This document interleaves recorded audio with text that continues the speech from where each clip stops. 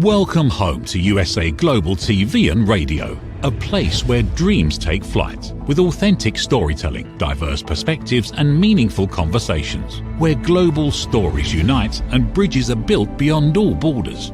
Discover world-class education, entertainment, hope and inspiration. Together, we're building bridges worldwide. Subscribe to our channel, USA Global TV. Download our app, USA Global TV. Be our guest or join our team. Visit usaglobaltv.com. Thanks to our founder and executive producer, Dr. Jacqueline Kerbeck. Music score by Yeffy Tang from Cloud Road Music. Voiceover artist Mike Porter. Creative direction by Paul Garcia. USA Global TV and Radio. Your home for global connection. All rights reserved. This video and its contents are the exclusive property of USA Global TV and Radio. Unauthorized use, duplication or redistribution in any form is strictly prohibited.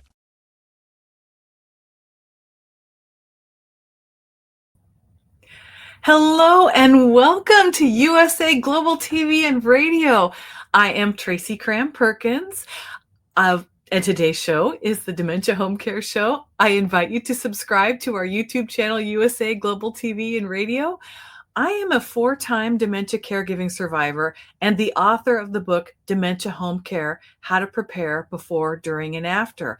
And I know in our last episode, I promised we would have Governor Martin Shriver from Wisconsin on with us to talk about his book, My Two Elaines. However, Governor Shriver is ill today and could not join us. So I have a very special show in store for you today. We are going to be talking about using cueing aids with dementia. But first, I have a really exciting announcement that I want to share with you. After my book being out for almost 4 years, I finally got an audiobook and it released on January 15th, 2025. And I am so excited to share this with you because right now it is on sale for on Amazon for 99 cents, and Barnes & Noble, it's free. And these are if you have the subscription to their audiobooks. So if you have the subscription, I ask you to save the money and go out and get these books now so that you can not impact your budget, but actually have 9 hours and 30 minutes of really great content. And I just love the narrator. Her name's Erin Grassi. She did a fabulous job, and I loved hearing her. My husband and I have been listening to this. We've laughed, we've cried. When she talked about the amorous skunks, I was nearly dying on the floor. And if you want to know what amorous skunks have to do with dementia, you'll have to listen to the book. Anyway, let's get on to our episode here. So I had a recent event where one of my friends is taking care of his wife. She has early onset dementia, Alzheimer's disease, actually. And we had an incident and she was helping with the laundry.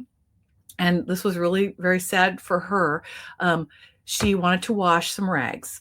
She put it in their front loader washing machine, and then she poured in bleach and OxyClean inside the drum. For those of you that don't understand the chemistry, they are both oxidizers. That means that they'll create lots and lots of bubbles. It'll pour right out of the machine. It will clog the machine. But the worst part is it gives off a toxic gas that can make you very ill. Fortunately, she told her husband what she had done. They were able to stop the machine before anything bad happened. And then they were able to get it drained and taken care of. But what we did is they called me afterwards and we created some cueing aids for them because we had to talk about what would work for her. Because the important part is if you have a cueing aid and your loved one finds it offensive, they're not going to use it or they're going to throw it away. And I can tell you that because my dad and I, when I was caring for him, we had some issues where he couldn't remember how to shave or to brush his teeth. And so we put up some notes on the bathroom mirror for him. I would come in every morning to assist him and the notes would be gone and I couldn't find them anywhere. So he got rid of them because he was offended that I would think he didn't know how to brush his teeth or how to do these things. And so we worked and worked until we could find something that would not offend him. Eventually I ended up just guiding him through brushing his teeth and shaving. But it was that experience that taught me that, okay, I need to make sure I am mindful of what will help my loved one. And then when it came time to take care of my aunt, she was in the early stages of vascular dementia. She could still take care of herself and stay at home. We gave her a memory board because that's what she said she would like. It turns out that, and I didn't realize this would happen, that if we stick a note on the mirror to remind ourselves to do something, like let's say we stick something motivational, like saying, be positive, or say this to myself 12 times a day, whatever the note is, after about 2 weeks, we don't even bother looking at it anymore because our mind tells us we already know what the note says. So then it's no longer useful, and we shouldn't even have it on the mirror at that point because we're ignoring it. It's just the way our brain works. It's just the way we work. So it's trying to find something that will help. Well, my aunt, because she had home health access, a speech pathologist came in and shared with us that if you change the colors or you change the fonts or change the color of the font, you need to do it every couple of weeks, and then also check in with your loved one to make sure that it is still useful to them and they're not upset by it. So what we did for my friends is we created some items that we stuck on the wall. And so the first thing we did is we wanted to make sure that she knew what to put into the washing machine. So I have a graphic here we're going to take a look at, and we're going to walk you through what we did here. So she did not know anymore not to put anything in the drum of this front loader machine. Now, a few things we did. Red is a very important color when you want to draw attention for someone with dementia. Let's talk about color really quickly here. Black and white look like holes to someone with dementia or can disguise things. So black definitely looks like a hole. You'll notice that this is a white washing machine, so everything can kind of blur together. We need something with contrast. So red and bright blues are really great for drawing attention. So what we did is we created these signs. Now with someone with dementia, they have a decreasing ability to read. They can still read, but they can't read long sentences. So again, the speech pathologist explained to us that between 8 and 10 words is the max that they can read before they forget what's at the end of the beginning of the sentence. So we put this together for her. We explained because she didn't remember where the detergent went. So you can see that we put where detergent went if it was liquid, where bleach went and also where fabric softener. So we made sure that she understood what each of the trays meant. We also put a note on there for what can go into the drum of the dryer and where to put it, because we wanted to make sure that she didn't panic. And we made sure also it was at her eye level, because the other thing that happens with dementia is as they progress in the disease, they get tunnel vision. They also get what's called a chromatopsia. A chromatopsia means you can see black and white, and then the contrast of bright colors. So we wanted to make sure that what we did is we got it A, at her eye level, and B, something that she could see and would be drawn towards. So what we did is we put the white letters on the red background so that she could see that immediately and then focus on it. But we had to put it at her eye level. And it turns out as the disease progresses that you may not, as you're getting the tunnel vision, usually you think tunnel vision goes this way. It can also go right into the centers of your eye so that you're seeing out to the side. So we had to figure out where her vision was. And it ended up being, she could see, and you can't see this, but from my eyebrows down to about the middle of my chest, that was where her focus was. So we made sure we put the signs in the area where she could see it and where it would draw her attention. And then we also are going to be experimenting so that after 2 weeks, because this just happened 2 days ago, we're going to shift the signs around and put them in different locations so that they've changed enough. And I've also got others that have different colored backgrounds. So we went with a lime green and we went with an orange just so we could draw attention to it. And we changed the colors but left the images on there. So we just want to make sure that you have the ability to change the signs, move things around, and understand where they go so that they can see these things. Because your loved one will get very frustrated because they don't understand why you're telling them to do this or why these signs are there. Or maybe they forget and they just go ahead, and because they've trusted their brain their entire lives, this is what I am going to do. So let's look at the next slide that I created for them, because we also want to prevent having things put in the wrong position. So here we decided we better let her know that she can't put bleach in the drum. Now, all of her life she had used a top load washer, so it made sense to her to just pour it straight into the drum. So we wanted to make sure this was in an area where she could see it, and so that she would understand not to put the bleach there.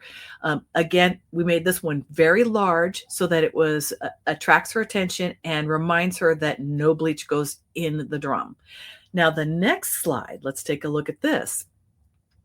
Okay, this is hugely important because you cannot expect her to remember not to mix the powder with the bleach. And the reason why is because most of us have been using powdered detergent most of our lives. Liquid detergent didn't become available for quite a while. And also, people are used to mixing their laundry detergent and then pouring the bleach into the bleach container in the washing machine. So it's now making her aware not to do this, because I guarantee you in a couple of weeks, she won't remember it happened except for seeing the signs. So it's important that we make sure that the cueing aids are in an area where she can see them. We did one last slide for her. And on this slide, we want to make sure that she understood what to do with the bleach if they're doing a self-clean cycle on the machine, because that particular machine that they had needed to be cleaned every 40 cycles. I learned something new by that way. So what we decided to do is we put an instruction for the self-clean on there, but they also ended up having, because they had mixed the two chemicals together, they had to run a self-clean cycle on that particular model and then drain all the water out of it and let it reset itself. It was quite the thing, because they also had to have the the washer door open for half an hour and have it be ventilated to clean out the rest of the toxic gases. So it's really important that you consider what your loved one can and cannot do. And then you'll also have to, as the disease progresses, consider, okay, so now I might have to lock up the chemicals so that my loved one doesn't get into them and have this happen, or mistake the chemical for something else. Because I know that in my own household, I didn't think about the bathroom and the issues in the bathroom and my dad getting in under the sink and not realizing that something wasn't shampoo. So we had some stuff that we had to rethink and remove chemicals from the bathroom so that he didn't mistake something. Now, as he got later into the disease, we had everything off the countertop except for the stuff that he needed, and he never looked down in the cabinets. But in the early and early moderate portions of the disease, when they are having more and more difficulty remembering how to do daily activities, it's important to remove items out of their line of sight where they won't see them and use them accidentally. The bathroom and the kitchen are two places where they can really get in trouble and really hurt themselves. Anything that is a spray can be mistaken for hairspray. And I know that sounds odd. It's hard to believe, but it can be an issue. So if the bottles look kind of like similar to what their hairspray was that they used to use, or any of their hair care products, or if you have a tube of something like, let's say, Preparation H for having hemorrhoids, that could be mistaken for toothpaste. So anything that's medical or could be mistaken for another self-care product, excuse me, should be removed from the bathroom or in the kitchen. Now, you should also consider using perhaps child safety locks on the cabinets if it's someplace where you don't have another place to put it. Pardon me, I am sorry, I'm about to cough. My apologies. Anyway, that didn't work. I'm sorry. So going on, back to the kitchen, you also want to have, I apologize. Going back to the kitchen, you want to have also perhaps oh, what's the switch? The switch for the, I am so sorry. I'm having an allergic reaction to something. Anyway, going back to the kitchen, stove safety. Another thing to think about is adding a switch that you can cut off the power to the stove. One of the big things that happens is people don't remember to turn off the stove after they're done cooking, and they'll walk away and things can catch on fire. When that happens, there's also products out there now, such as Firebot, that you can install over the fan in the hood of the kitchen that is a non-toxic fire suppressant, and it can spray it over the material. It kills the oxygen in the area, and then it can be cleaned with regular household cleaners. So it is safe. It is non-toxic. It should not be eaten. It should not be inhaled, but it will suppress the fire. But if you can install a switch where your loved one won't see it, such as in a cabinet, where you can flip it on and off and turn off the stove so that no one else can turn it on without knowing about the switch. Things like that. Also putting on the child safety locks on the drawers. Now, one of the things that I had to do in my kitchen, I had one drawer that was a designated junk drawer, and I'm sure I'm not the only one that does this. I ended up using pastels because I used a pastel shelf liner. It was a pink and blue mix, and it also had a couple other colors to it. But it was a really soft color, and it blended in with our kitchen cabinetry. So it made the drawer invisible, and my dad couldn't see it because we had two different times where he got in there. And we had one time where he actually started to put little bolts in his mouth because he thought it was candy. So we ended up doing two things with that. I hid the drawer, and the next thing I did is I made sure that in his nightstand by his bed, he had snacks he could nibble on. And then I had what I call decoy snacks that I had a little sign with where he could have stuff to munch on in the middle of the night. Because a couple things with dementia, they don't always remember that they ate. And telling someone they already ate does not help them because their brain, again, they've trusted it all their lives, is telling them no, they haven't. They are not necessarily recognizing the signals for hunger or full. So what we need to do is make sure we have appropriate snacks out for them, because I can guarantee you when someone dies from any types of the dementias, they are not going to be overweight. So do not panic if they're overeating, but do not feed them a lot of sugary snacks. This will cause the dementia to increase. You can also cause hallucinations, delusions. So you want to be careful on the amount of sugar that they consume. And I realize that there are some people who have an overwhelming need for sugar. They have huge withdrawals if they don't get the sugar. So you'll have to moderate whatever it is that you're doing with them to meet them where they are. It's just one of those things that it's trying to find out what works best for your loved one. And believe me, I did not find this out all at once. This is a 16-year progress that I ended up failing 75% of the time. And the reason I wrote the book is because I could put the 25% together where I could find it. And I figured you guys might need it too. Anyway, going back to cueing aids, let's talk about some of the other things in the bedroom. If they have snacks in their bedroom, or if you have issues with, let's say, hoarding, one of the things that I found successfully worked with my dad was getting clear plastic bins and then putting notes on the bins that he could read. And we did this because he liked to rummage, and it was easier to get him to rummage in his bedroom than it was to have him rummaging around the house and getting into something that might be like a bin full of loose screws. So we've found things that he liked to play with. We put it in the drawers. He could see them because they were on an open shelf. And then when he felt like it was right next to his favorite books, he could just open the drawer, play with whatever was in there, and then put it back. And then he would feel safe that it wasn't going to be stolen or lost. The other thing that we discovered, and this was really fun, but it took me forever to figure this out. Okay, I talked about red. My dad was constantly losing the remote. Air tags did not exist when I was taking care of my dad. So we had to figure out a way of keeping his remote from traveling. And so what we ended up doing, one of my friends told me that she had made a walker sign for her mom because her mom always lost her walker. And she made a handicap parking stall for her by her favorite chair in the living room and in her bedroom, and had her name on it, said it was reserved specifically for her. And she would fight anybody that would try and take her parking space. And if you don't understand that, you've probably never commuted and driven a car, and you get upset when somebody parks in your spot.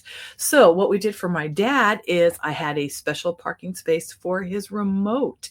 And I also put a red placemat underneath it so that he could find it. I wanted to make sure he could see it, and it was directly located under his lamp. That was on his nightstand, so that he was able to spot it immediately and knew where to put it. Now, the only thing they didn't have back then, and I wish we would have had then, was a product like the Flipper, which was a universal remote where I could program in his favorite television stations. He only watched one television station at the end, and that was the Encore Westerns.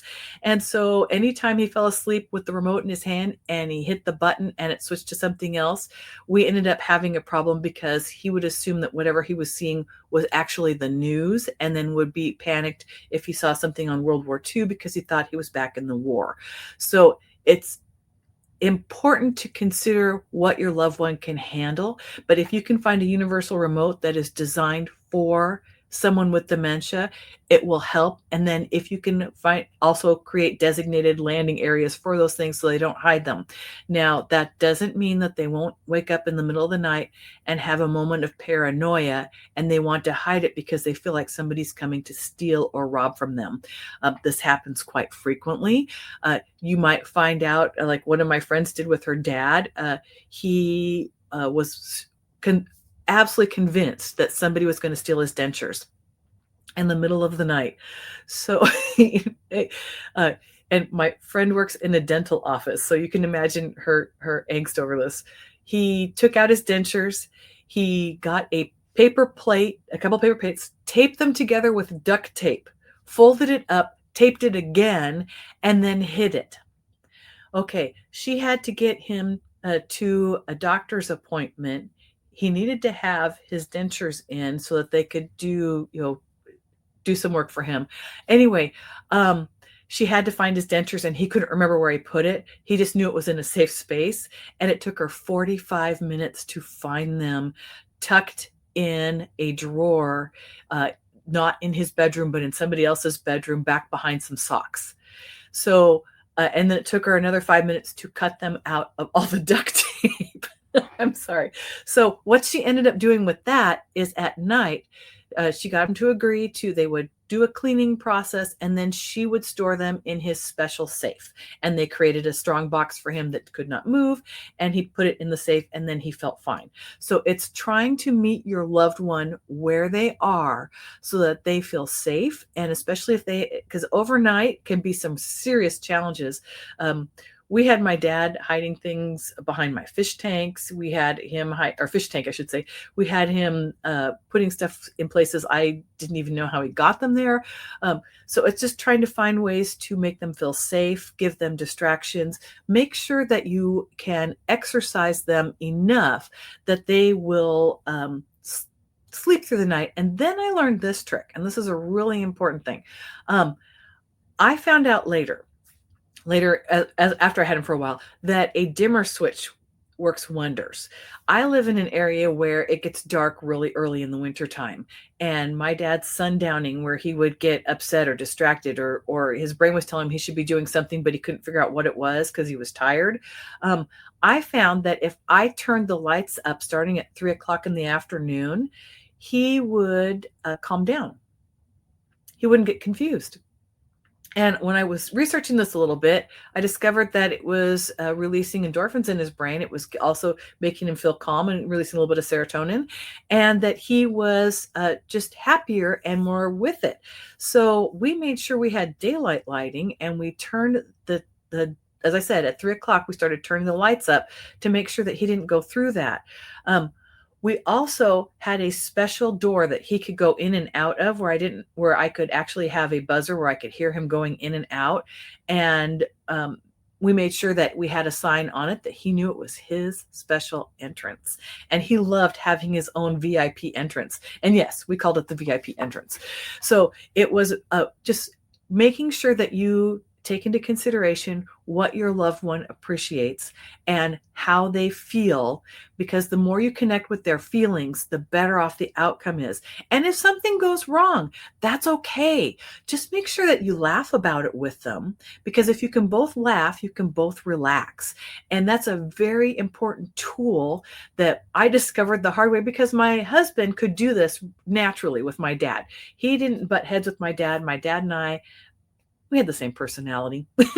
So you can imagine that also, we would butt heads from time to time. And it wasn't for the lack of love. It was just that I couldn't understand the place he was coming from at that time. So I had to learn how to get into his shoes, understand where he was and what he was feeling. And then when we started laughing, it made it so much easier to get together and have fun. And then I discovered that if I played games with him at lunch, simple card games that he could understand, I would know what kind of a day we were going to have and what kind of an evening we were going to have. And it was a really key indicator to me saying, okay, he's having these issues now. I know I'm going to have a rough night, but if I do, and then what I did is I figured out, because I used, and it's on my website, the meltdown trigger list. I recorded the things that would trigger him so that I knew what I could use to mitigate that, and also what would bring him back to calm. So what it did for me is I created a list that also worked as respite, so that when my family came over to spend time with them, or they were giving us a timeout, they had a list in their hands that was showing them what they could do to get him to calm down if they set him off. And that's a really important thing. You need downtime. If you don't get that downtime, you're going to possibly become ill, have an injury, need hospitalization, or you could even pass before your loved one. So it's giving yourself time to breathe, to take the oxygen in for yourself. And what I usually do, tell people nowadays, because I didn't know how to operate my smartphone as well as I do now, but I put my timer on my phone then so that I could remember to breathe. And then I would just take a time out in the bathroom and go do some breathing exercises just so I could get myself back to calm. Because you have to breathe. You have to get that oxygen in. You have to understand that you cannot do this by yourself. But going back to cueing aids, the other thing that was a challenge overnight was finding the bathroom. Now, I learned this from Lance Slatton over at All Home Care Matters about the color for the plants.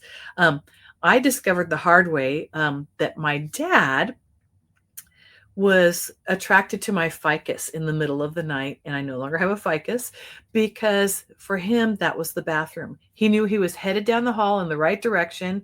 He knew his mission was to go to the bathroom, and that obviously was what it was. That was the bright spot. He knew that was where to go. It was a nice bright green color. And so that was the end of that. So what we ended up doing is we ended up making sure that there was a light on to guide him down the hall. We also made sure that we painted a contrasting color behind the wall, because at that time they didn't have the colored toilet seats available that we have today. Now you can even get relatively inexpensive seats with LED lights on the bottom of the seat that will guide your loved one to that seat. They come in blue, they come in other colors, so that they can find that spot. The other thing that I did wrong is my bathroom was monochromatic. So there was points where my dad could not see what it was I needed him to do. And so it was creating color as a cueing aid in there. I made sure that I had a bath mat that he could see, so that, and I checked with him, because after it took me a while to figure this out, that if I asked him the question, he'd actually tell me. But I just assumed that he wouldn't be able to explain to me what was going on, but he was able to tell me. He told me one time that the reason he would not go in and out of our door was because I had a black doormat and all he could see was the hole. And he told me if I fixed the hole, people wouldn't be afraid to go in and out of that door. Well, that was the biggest light bulb moment for me I ever had. So it's being able to communicate, figure out how to best ask them, taking that moment to just look back and say, okay, I know I have this problem. It's fixable. Let's find out what we can do. And so being able to guide your loved one, having that spot where they can feel safe, have enough lighting so that they can see the contrast and see what's going on around them within their area of vision. Now, early moderate and early onset, that's not going to be that much of an issue. But as the disease progresses, it's important to find out where their vision is, what they can see, so that you can have cueing aids in the right locations for them. Also, have a spot where they can have their own creative art things that they can do, or perhaps roll coins, or some project that they love, that they will monofocus on, that they will just enjoy. It could be playing with Legos. It could, whatever it is that gives them joy. It has to be simple. Yes, you can use the multicolored Legos. There's not a problem with them seeing holes there. It's not large enough to cause them an issue of fear. But you can definitely give them something that will bring them joy, even if it's just folding towels, whatever you can do to make them feel useful, because we all want to feel useful. We all want to feel needed, which is why I'm going back to this. My friend wanted to help with the laundry, and she just wanted to wash the rags. So it's making sure that we can get them have them feel safe, have them empowered so that they can do something that works for them. It doesn't matter if they do it 15 times in one day. It's to keep them busy, to keep them feeling useful, because we all want to have purpose.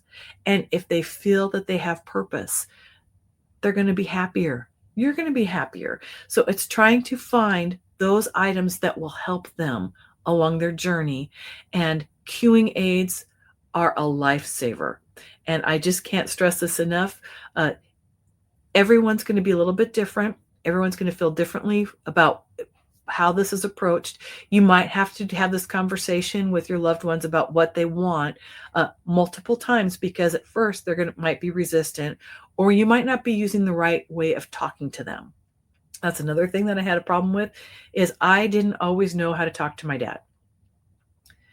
With that, again, I was very fortunate. My husband, who was not one of his children, but very perceptive, was able to point me in the right direction, that I needed to take a moment back, laugh with him, and say, okay, I've got this problem. It's now my problem, not his problem.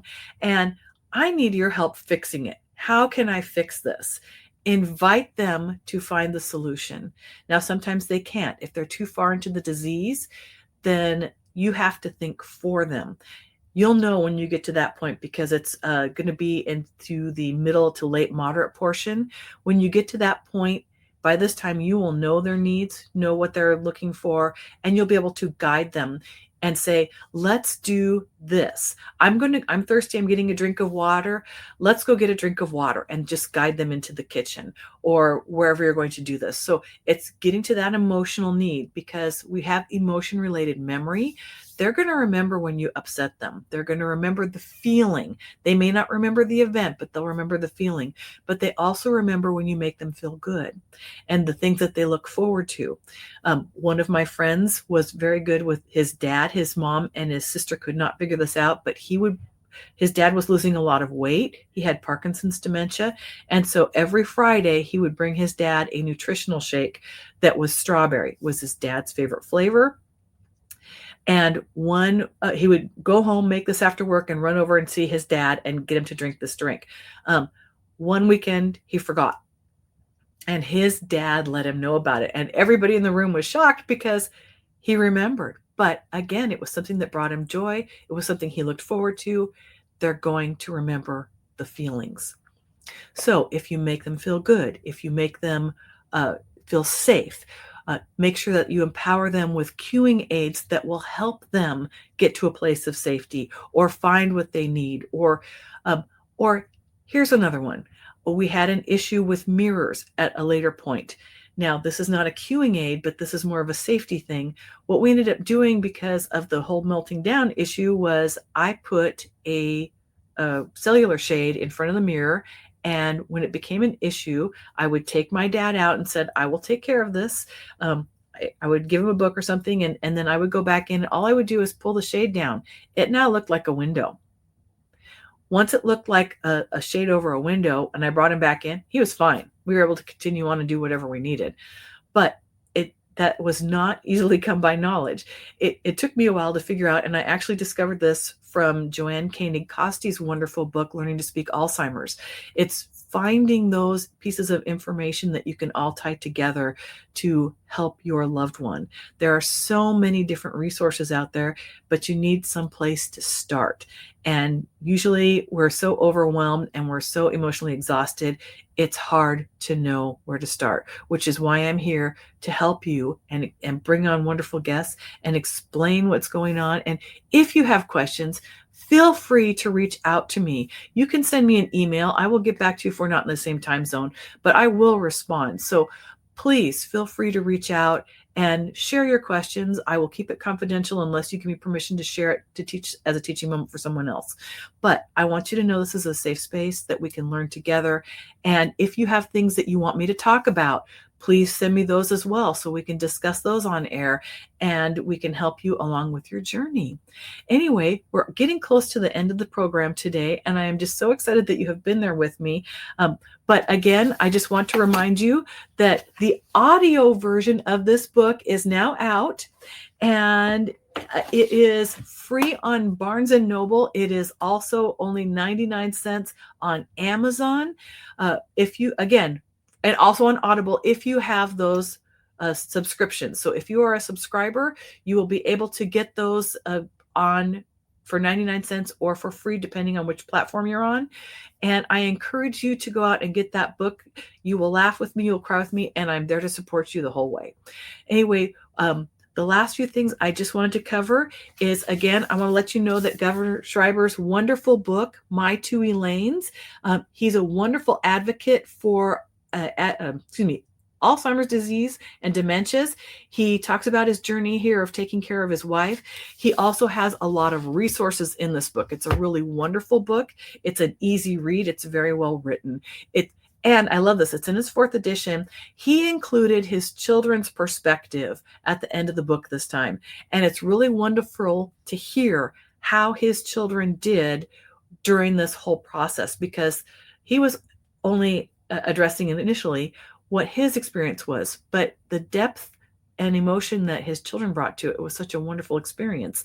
And they were able to share how they felt and how they managed to navigate the disease. Also, on our next episode, I am really thrilled to let you know that I'm inviting my friend, Lisa Schultz. She has a program called the Care Partners Project. She has created an app and also a planner for those that are taking care of loved ones with dementia or just illnesses in general. It allows you to have a family circle or a circle of friends that can help you in the caregiving in case they need to take your loved one to a doctor's appointment. It also acts as a bit of a Bible for the actual written word, because you can write down when they went toileting, which dehydration is such a key component to dementia care. I know that in my family, dehydration was a really huge issue.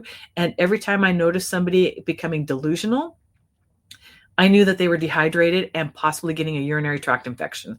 They go hand in hand. So I had to make sure I had a schedule where they go, where I knew that they were drinking on time, and I would keep track then of how many times they went to the bathroom.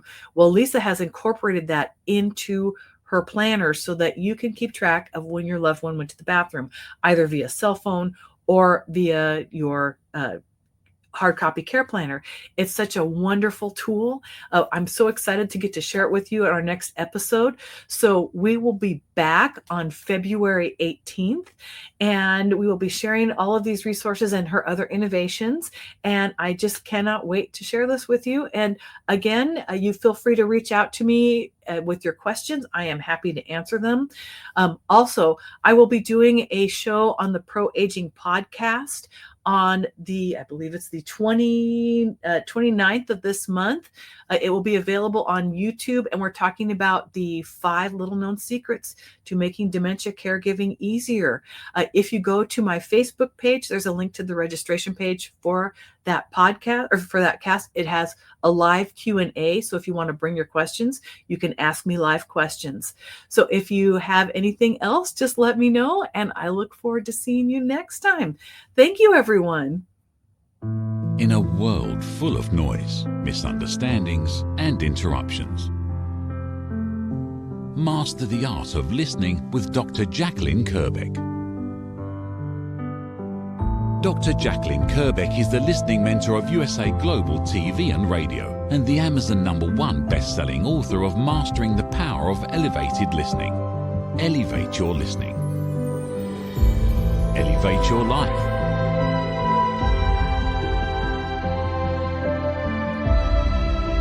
Join a global learning experience in person or via Zoom.